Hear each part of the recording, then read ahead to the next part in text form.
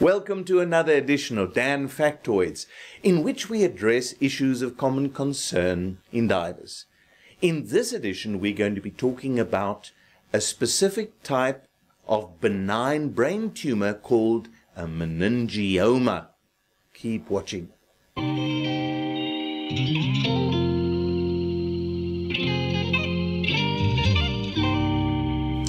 Okay, so what on earth is a meningioma? Well, as the word suggests, meninges is the membrane around the brain, and oma is a word for growth, like carcinoma is essentially a word for a tuber.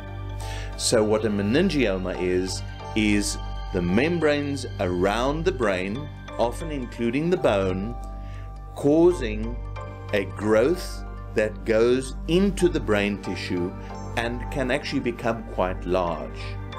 Now, what is amazing is that many people aren't aware that they have a meningioma until it reaches a certain critical mass, or if it's in a place where even a small amount of loss of brain tissue causes major disruption, such as the language area, visual area, etc. The concern with a meningioma is essentially twofold.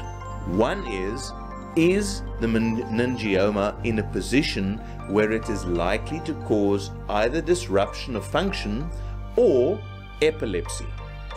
If the risk of your getting epilepsy and loss of consciousness is greater than 1% per year, it is considered to be unsafe for you to dive. Why? Because if you lose consciousness underwater, you're dead. You lose your regulator and you drown, unless you have a very attentive buddy that brings you back to the surface. So this isn't something that you just blow off.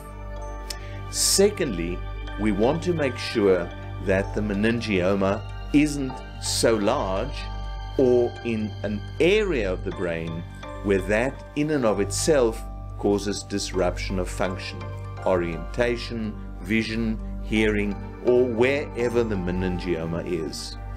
To answer the question about meningioma, you want the neurosurgeons okay that it is not significant or can surgically be operated on, bearing in mind if you have brain surgery, you need to wait on average between 2 and 5 years before going back to diving, and that is off any anti-epileptic medication and without ever having had a seizure, or it is of such a nature that it won't interfere in your diving and will probably require follow-up in the ensuing period, maybe every year or so.